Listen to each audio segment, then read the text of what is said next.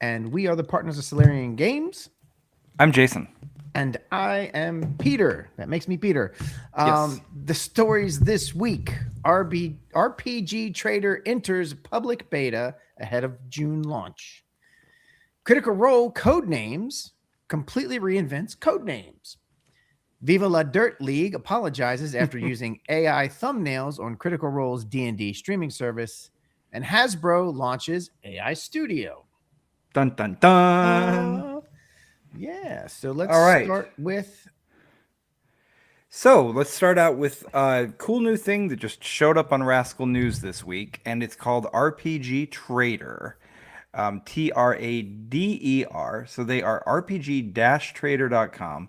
I didn't actually check to see who has it without the dash because that's never a good idea to put a dash in your name. But no. that's all right. That's up to them. And who types anything in manually anyways? You Google it. Yeah. That is correct. So, I actually, when I first saw this story, thought it was going, because of the name RPG Trader, I thought it was going to be a secondhand marketplace. And I was really excited about that. Honestly, that's what we need. So, before I even tell this story or do this news story, anybody out there who's looking for a great business idea, please do that. Start an RPG secondhand market dedicated. There's a ton of different ones on Facebook and I don't know, maybe Reddit, but I know that like they're all out there, but they're scattered, and yeah, that would be nice. Anyway, this one looks like it's sort of coming up as a competitor to itch.io and DriveThru RPG. It's called RPG Trader. Did a little bit of digging around. It is a Australian game company called, what are they called? They have a name, don't 10 they? Acre Games. 10 Acre Games. So that's nice. I mean, it's Australia, so they probably just have a little tiny 10 acres somewhere that they live on because, that's not much space in Australia. No. At least for what I know. I've never been to Australia. But it looks big on the map. Anyway, the site, first of all, it looks great. That little logo or whatever they have for their guy that you see in the top left, the little dragon with the pencil and the dice, super cute. Whoever their artist is, probably one of them because it looks a lot like their own site. They're great. Love them. And I dug through there a little bit. They've already got like over 300 different sellers on there. So they're doing a good job. They're in public beta. You can go in here. I'm not saying I necessarily have heard of all of these or most of these because maybe it's a lot from Australia. I don't know. But some really good stuff on there. Easy to browse through. If you're looking for an alternative to DriveThru RPG or an alternative to Itch, this could be a pretty cool one. Yeah. Yeah. So when I was looking at this, because I hadn't, was looking at it and I was like, well, how's this different from, DriveThru RPG? Because Right. that's kind of what it sounded like. I did a little digging and I found Oh, a they graphic. tell us. Is this them telling us? No, All I right. found this random site. Anyway, it says so here we have like the for the market position. DriveThru is the largest industry standard marketplace. Downloads, physical print for on now. demand. This one is apparently more modern, independent, alternative platform, and only going to be PDF for now. I mean, that's market positioning. It's not really pros and cons. They're just saying they're positioning themselves as an independent alternative. Okay, Right. fair. It does look better. Okay. And well, yeah, I mean, that's yeah. subjective. You know what? RPG Geek they did a redesign recently, or not RPG Geek. Sorry, that's a completely different site. DriveThru RPG. Yeah. Sorry, I got that other one on my mind for some reason. DriveThru RPG did a redesign recently. They're doing a good job. It is a well-designed site. I just personally prefer the kind of airiness and friendliness of RPG Trader visually. Yeah. So, and I didn't know this. That DriveThru allows AI generated art and text. If it's tagged. If it's tagged, okay, yeah. Yeah. And RPG Trader, absolutely not. They're saying not allowed at all. Right. The publisher cut now, DriveThru takes 30 to 35% commission fees on standard sales, and I know they have some kind of thing where you get a better deal It doesn't say it here, but you get like a better deal if you do it just through them and you don't sell it anywhere else. They have an exclusivity deal where you get like an extra 5%. Yeah, We tried it. It's not worth it. it's I not worth don't it. No, recommend anybody do it. It's a silly idea. it's that 5% doesn't. It's not worth it. No. And then, but RPG Trader, the number's not listed here, but I think I have it in my notes somewhere. It's like you get like 80%. They only take like 20. Okay.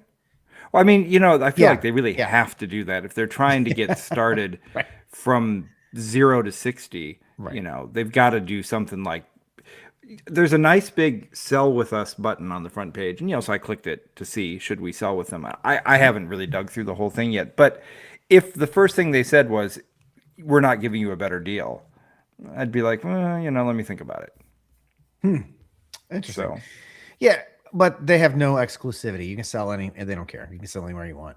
The catalog, now drive through, they have Wizards of the Coast, they have White Wolf, Paizo, along with indie creators and stuff. But RPG Trader is focusing on indie creators. yeah. No, I don't So know if that in does that that mean that they're not sense- going to allow the big game. No, I doubt it. I think that if Wizards of the Coast came to them and said, "Can we give you a bunch of money?" they would say, "We would like a bunch of money." I'm just guessing. Yeah. Well, they'd be I mean, kinda the crazy big not to, difference, right? the big difference here seems to be that they're from Australia, so they probably have a different focus in general. Right. Obviously, if they're doing PDF only, it doesn't really matter where they are, so it's not like you have to worry about shipping.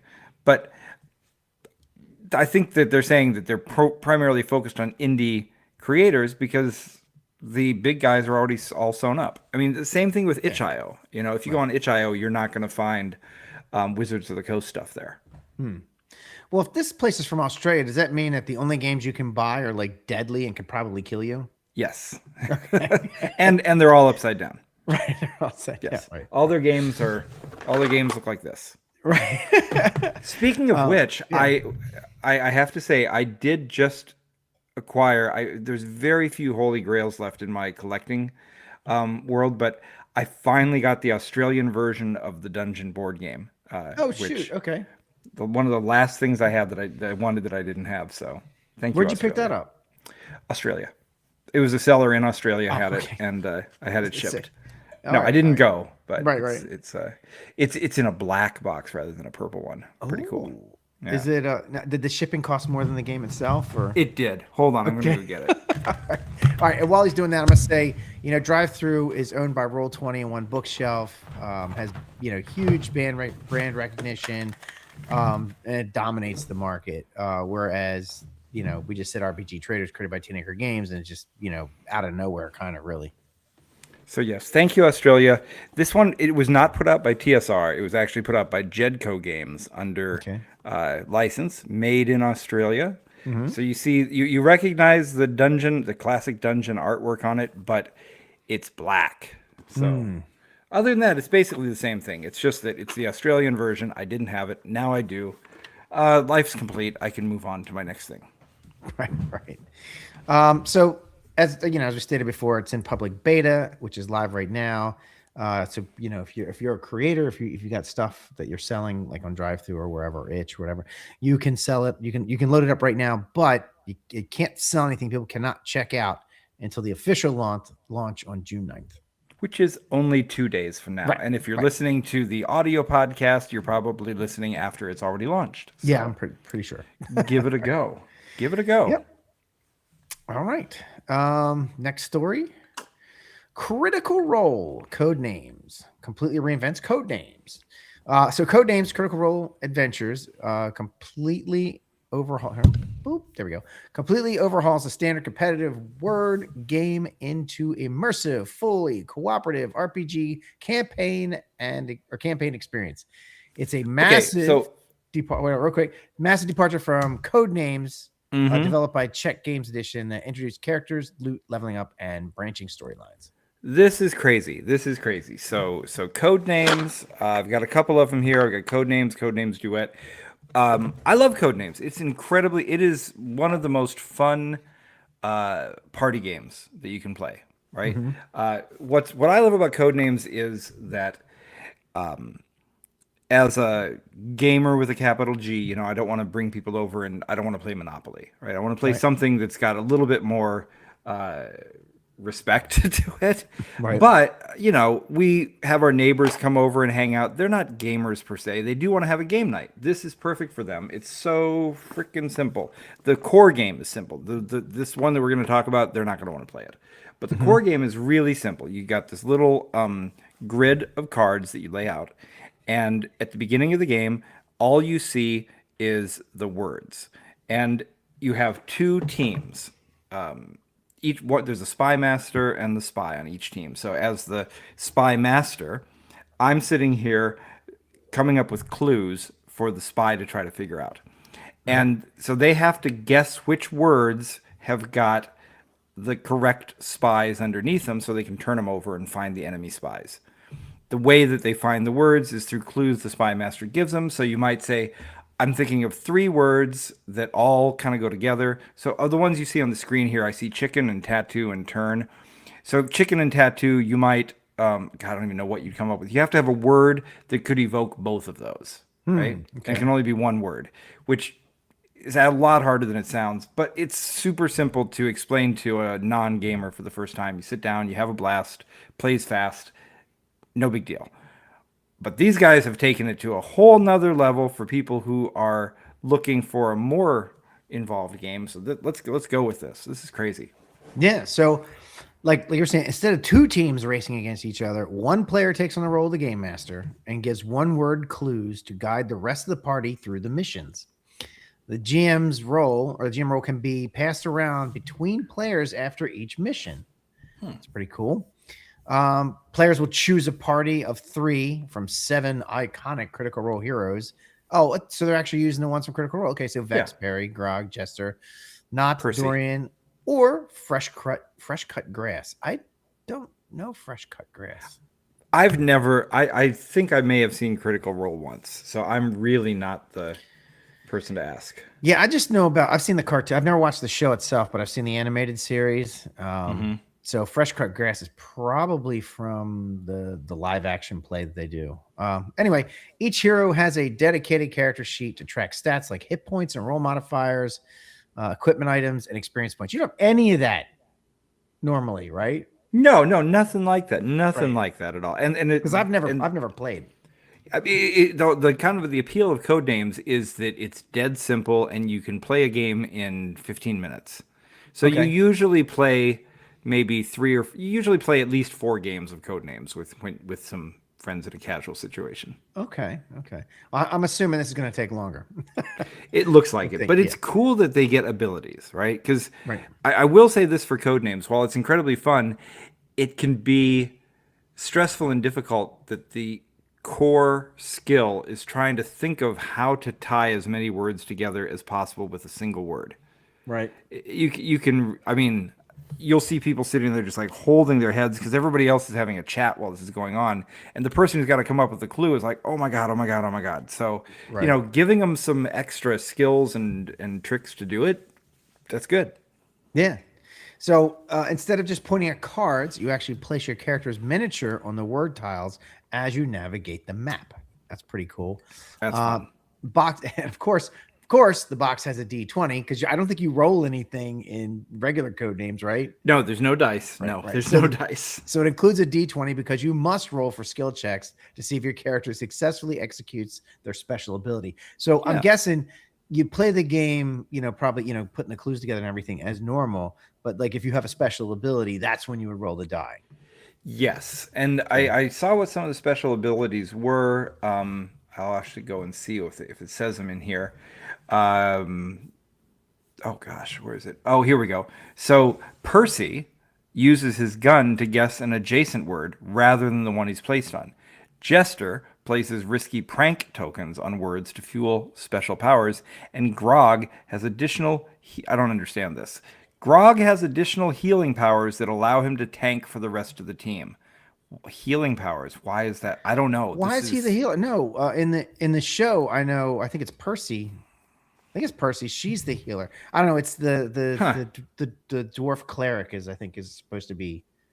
I don't know. Whatever. Yeah. Anyway, it includes 3 campaigns, each featuring its own unique objectives and rules that Alter how classic Codenames is played. For example, instead of one instant loss assassin tile, some missions feature 3 or apply damage for uncovered tiles. Well, Interesting. it sounds really fun, but I can't help kind of putting my head in my hands a little bit because there's this whole trend of a game gets popular and then they make a million versions of it for all the Mhm. different themes. And yeah, I feel like maybe Steve Jackson started this with Munchkin because there was a version of Right. Munchkin for everything. Right. And Oh, and Magic is doing the hell out of it. yeah.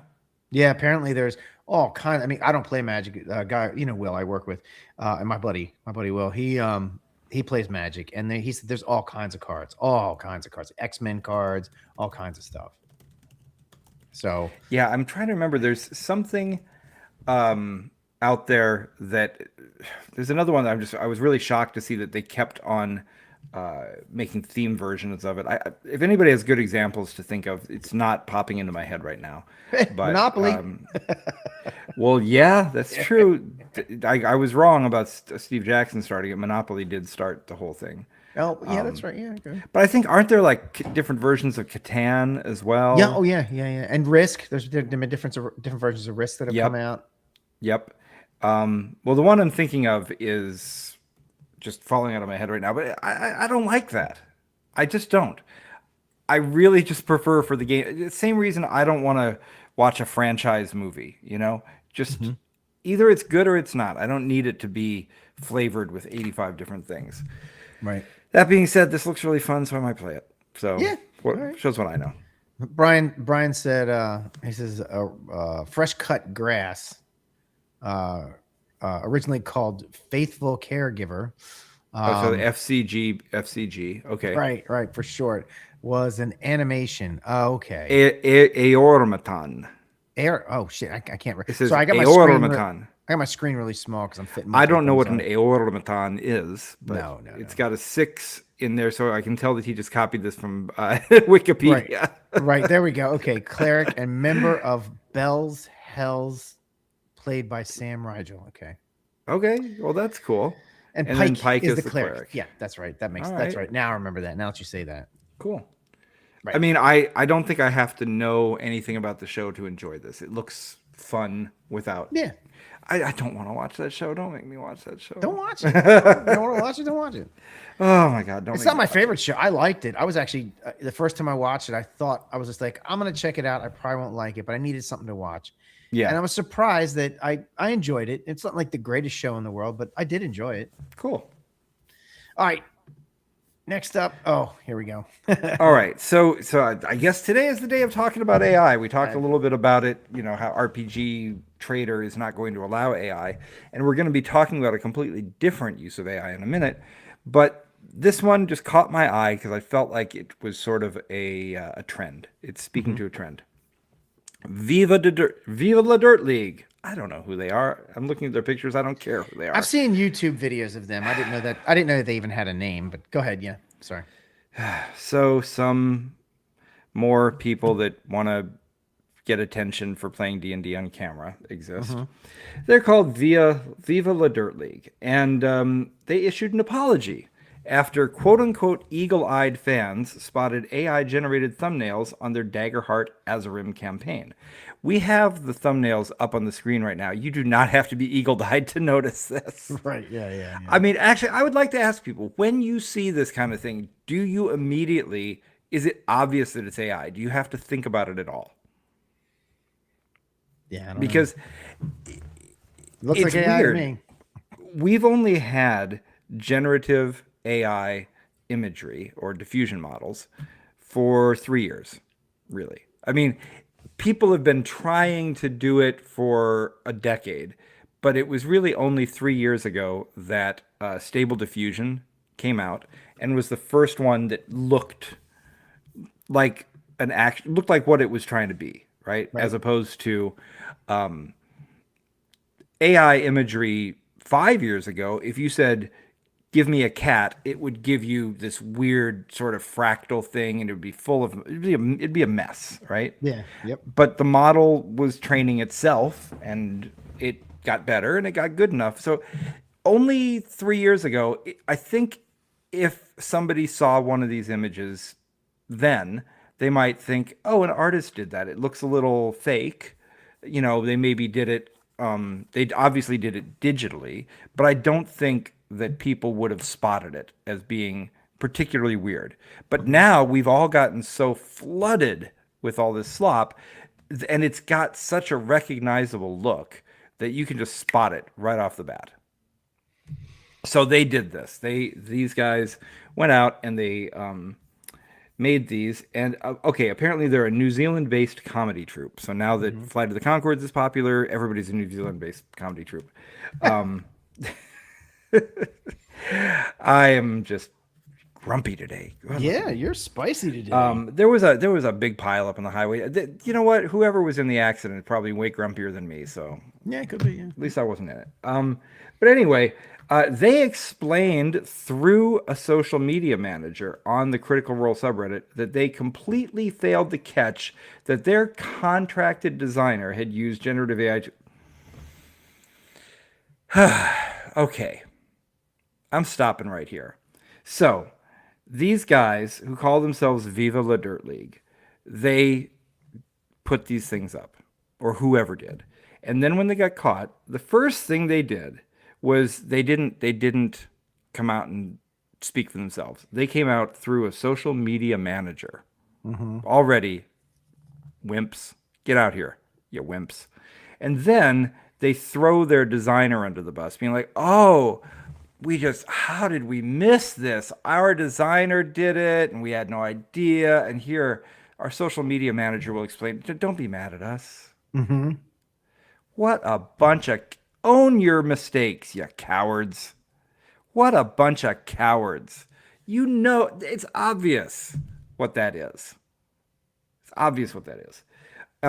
So they came out, they made their apology. I haven't looked at the social media to see how people are reacting to it, but I can pretty much guess. You know, a certain percentage of people are going to be like, hey, that's great, you made a mistake. A certain percentage of people are going to say what I just said, and no, those, they're going to tear them across the coals. And then another percentage of people are going to come and defend them and say that it's just a tool and they shouldn't have to pay for artists, et cetera, et cetera. It's the same exact discussion happens in every thread. Yep. There's not even if you see a thread about I'd almost say if you see a thread about AI imagery online, don't bother talking in it because everybody knows what's going to be said anyway. Right. And it doesn't matter. Doesn't matter what you say because you're going to be either preaching to or against the choir. That's it. Whatever you say, you're either people are going to agree with you or they're going to fight with you, and it's going to be the same people. However, I think you should say something. And here's why. Because they wouldn't have had to do this if it wasn't for the public backlash. Wizards of the Coast, and they even said this in the article we read, has pretty much explicitly said the reason they don't use AI artists is because there would be fan backlash. So, one person doesn't make a difference. One person's comment. So don't get in there and call people names. Don't write a book in your comment. But, stand up and look, if you're in favor of this stuff, stand up and say what you mean about that too. I guess what my point is that public policy is shaped by public opinion. And where do they find out what the public opinion is? It's on those threads. Yeah. So it's worth chiming in. Just don't be a jerk about it. Yeah. That's fair. I was just thinking, like, if you think that your comment's going to have a giant impact, it won't. I thought this out, and it's going to have this big. No, I mean you're right. I mean, there's nothing wrong with saying your piece so you make sure that the world knows, hey, this is where we stand. But don't get too involved, and if people start attacking you and shit, don't. For your own mental health. Yeah. Number one, what Peter just said. Don't take it personally. You don't know this person. Think of the number of people you run into on a daily basis where you have no interest in their opinions. Right. And you wouldn't take them if they offered them to you with $1 on top. Right. So remember, just because on a social media site, all the words look the same, on the internet, no one knows you're a dog. on the internet, nobody knows that you're a complete mouth breathing moron that shouldn't even be served at 7-Eleven. You know, Right. you don't know Right. who you might be talking to somebody that you wouldn't even step over, right? Dude, you might be So talking to a damn bot. exactly. Don't take it personally. And the Right. other one is don't sit down and spend don't spend 30 minutes crafting the perfect reply because you've got better things to do with your day. Mhm. Oh my God. And also don't go to ChatGPT and have it do it for you.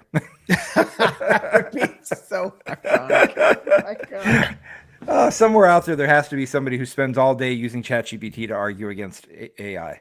There has to be. There has to be. But Yeah, and why are you using these AI things to express your opinion? It's like, what? and then it's a bunch of hyphens Right. and well actuallys and honestly, Right. yeah. But I do want to say this because we've talked about it before and I'll say it again. It's not as simple as saying, well, you know, I couldn't afford an artist or something like that. I saw the best meme the other day. It had just a picture of um, Macho Man, Randy Savage, a Right. photo of him, and he's holding a little coffee creamer cup, you know, the Like, kind you get for yeah. free. Yeah, And cream rises to the top. yes, you remember that rant. Oh, I right? do. Oh my It's God. epic. It's iconic. Yeah. And this thing was like Randy Savage delivered a killer 10-minute rant with nothing but a creamer cup that he picked up from craft services. Don't tell me you need AI. You know, Right. it's just like work harder. People have survived without this stuff for 300,000 years.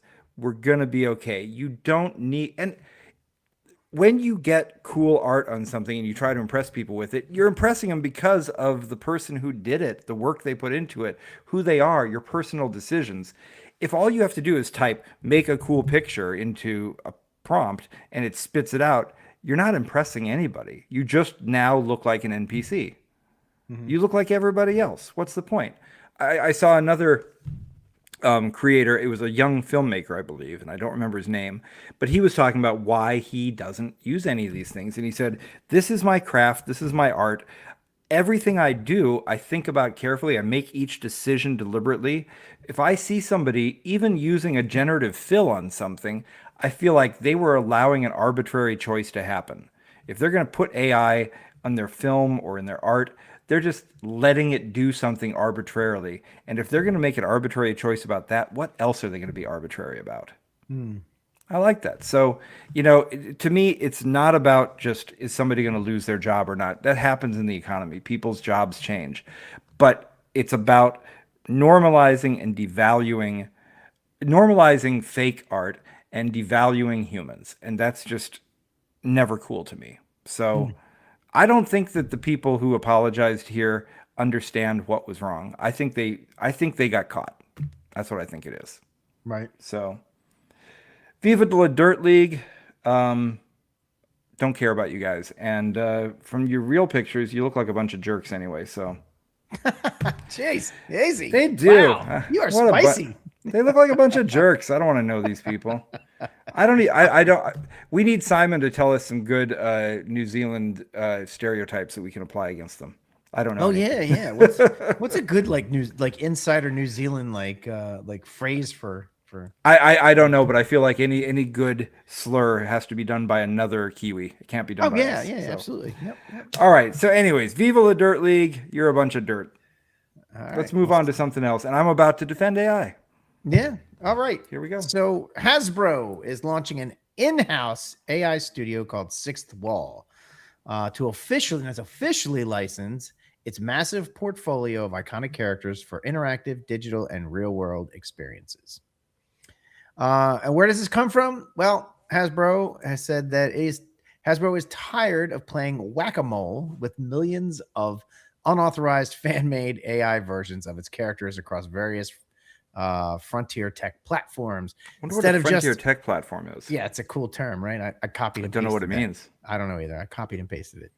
Instead of just sending cease and desist letters, they are providing an official brand safe blue check alternative for companies to license.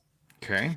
Now, I think what is going to be important going forward with all this is that this is, everybody's lockstep with this. This is not taking anything from anyone, as I understand from what I was reading. This is it's all licensed, everyone's on board, the whole thing. And right off the bat, I want to say that this is not them creating a generative AI studio to make art without humans. That they're not. It's not what this is.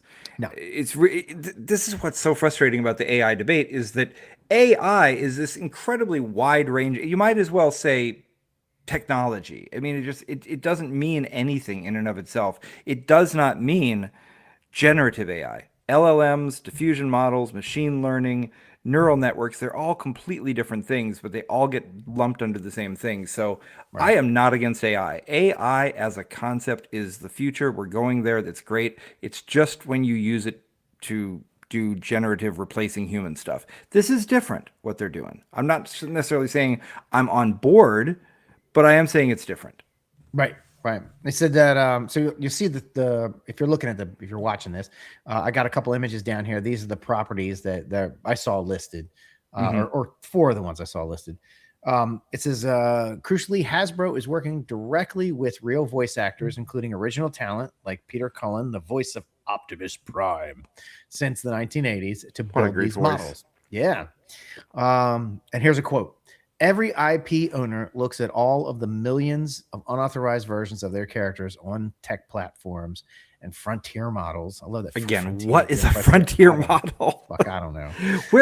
Where are they seeing these things happen? I don't understand. Is it somebody on 4chan making up a fake Mr. Potato Head doing something unspeakable to a carrot? Or no, they're probably seeing on things like, they canceled Sora just recently. So probably something like Sora was probably a good example. The music thing? No, Sora was for making videos. It was the video thing. Right. They shut that down. Yeah.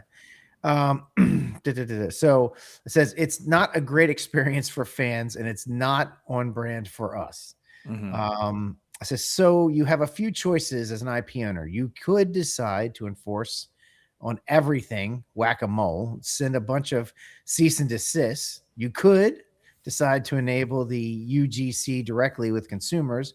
But the question, content. Yep. Okay, there you go.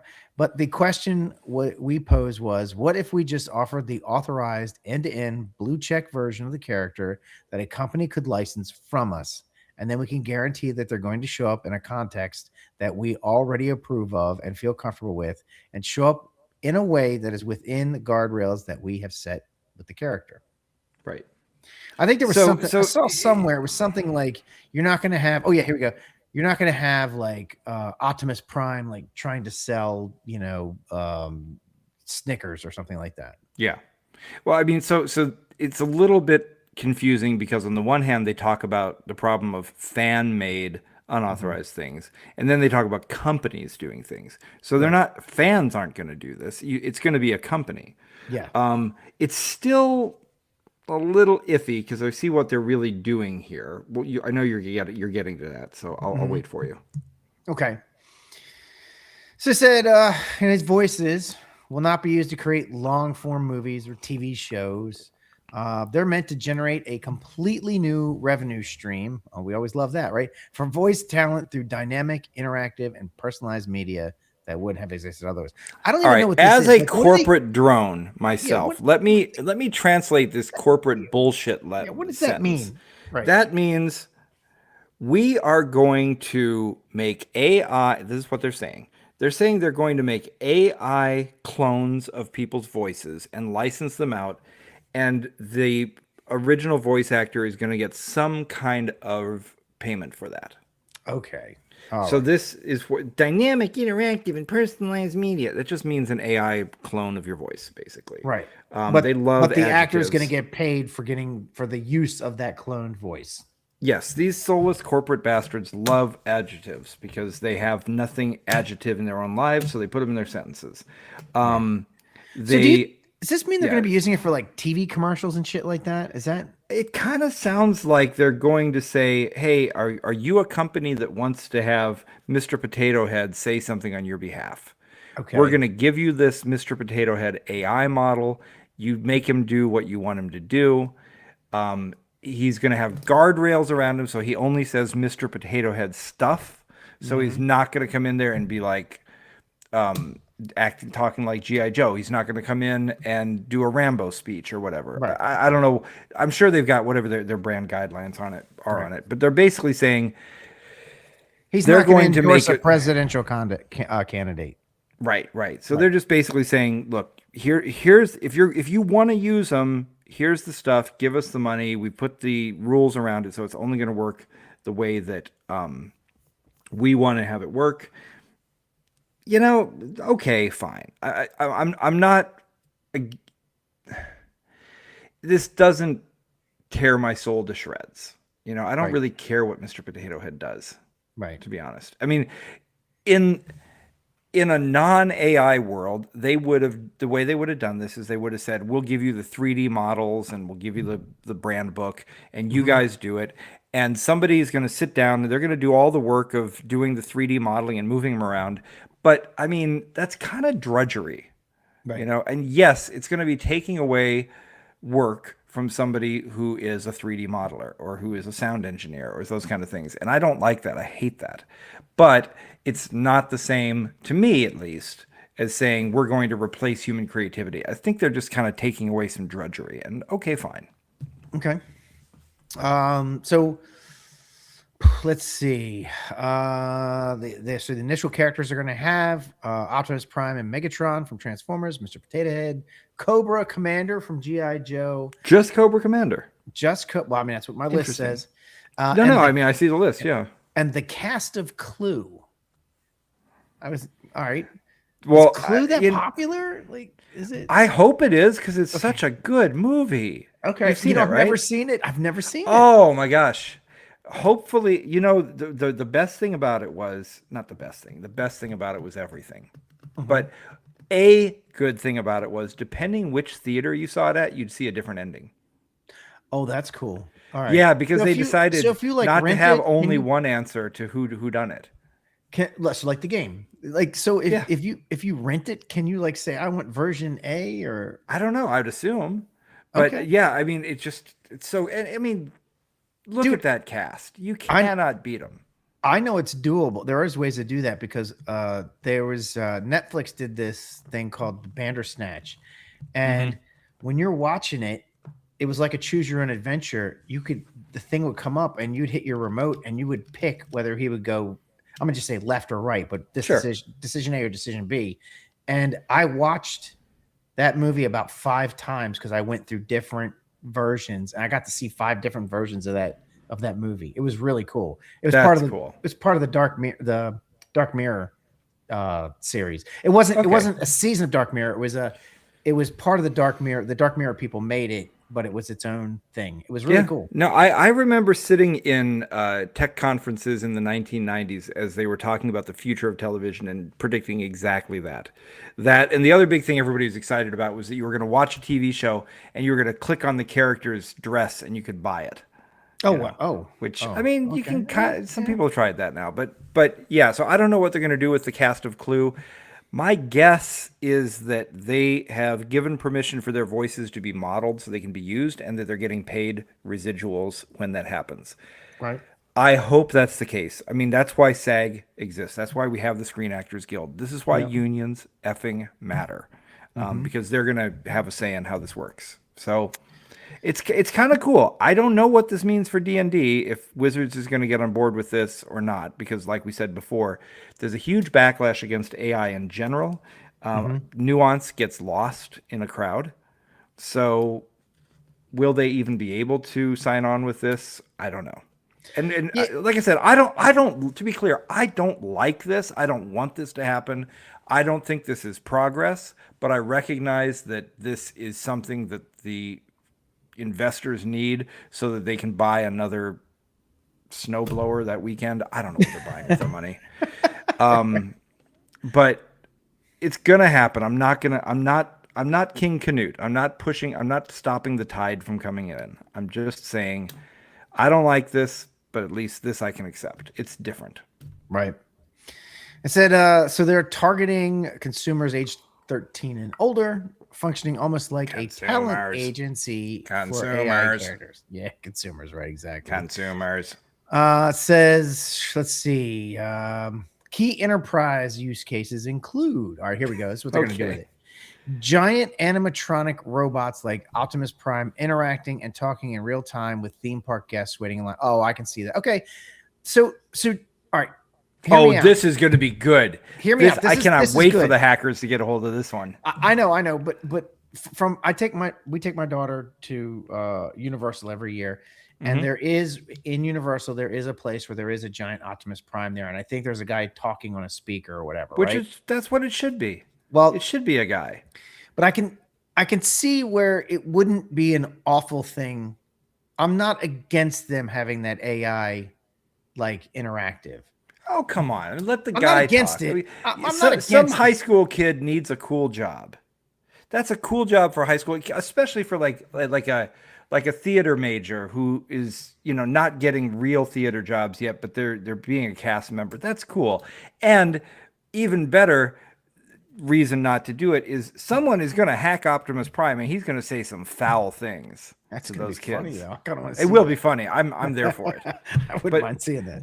No, I was having this exact discussion with a lot of the designers at Adobe, and we were talking about how you could use AI to eliminate all of these crappy things that you have to do as an junior designer when you're just getting started. And one of the directors pointed out something. She said, "So, what is a junior level designer going to do then? What jobs are going to be there for? Because when you start out in a career, you've got to do the crappy stuff. That's how you build your muscles. So if the AI takes all that away, well, you're damaging the pipeline. You and I were talking about a pipeline on the phone earlier today. This is damaging the pipeline. All right. But hey, it's going to make more money for the investors, so everybody else can just shut up. I don't think an animatronic AI is really going to help Universal all that much, other than having a guy. It'll save somebody them paying doing it. some poor schmuck minimum wage. They're not even going to notice that, though. No, I was being sarcastic. Yeah. Okay. All right. Yeah. So then there's another one's dynamic customer engagement. That is. I don't very hate this corporate one. term. Playing a voice-enabled game of Trivia Pursuit while placed on hold for customer service. I'm That's not fun. against that at all. That's awesome. I like that. You know what? I would. It'd be tough. That's a tough one because if you are on hold, you're already not in the best mood, No. right? Like, I don't know. I have heard, and actually it's true, that certain they're called IVRs, interactive voice response systems. That's the computer thing that happens when you're on hold that tries to keep you from talking to a human being, right? It's like, Right. I can actually help you with that. I'm a computer that understands complete sentences. Right. That if you simply swear at it, it will route you more quickly to a human being because it detects that you're upset. So what I do is when I'm about to get on hold, I just pull up the list of George Carlin's 7 words you can't say on television, Right. and I just repeat them quickly. Oh. I don't even get mad. I just repeat them several times, and you'd be amazed how fast I get through to a human.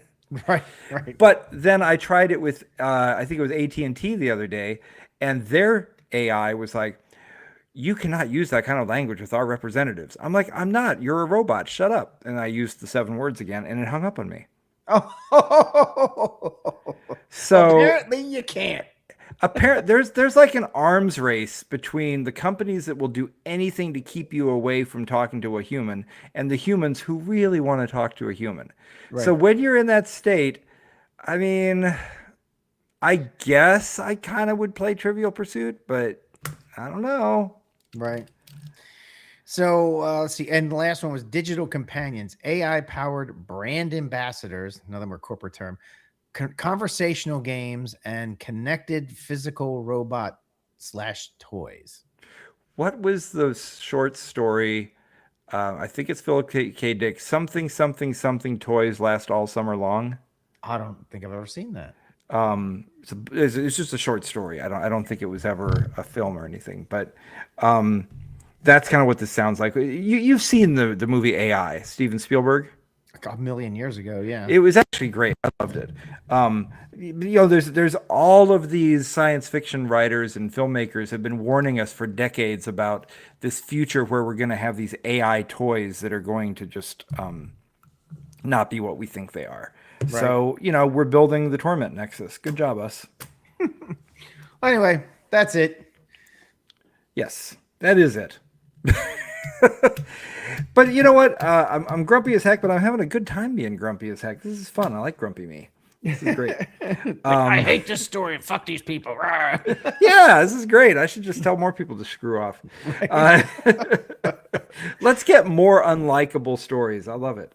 Okay. Anyways, but on the positive note, RPG Trader, go check out rpg-trader.com. That looks really cool. The new code name sounds really fun. There's good stuff happening out there, and yeah, it's cool. All right. So, there we go. Thank you, Brian. He got the name of the story. Super Toys Last All Summer Long. That was it. Yes. So read that story. It's a good little warning to the future, and the future is us. Yeah. All right, everybody. We will see you next week. If you're a Patreon subscriber, come and join us in the Discord for the after party, where I will probably swear at you too. Right. All right. See you next week.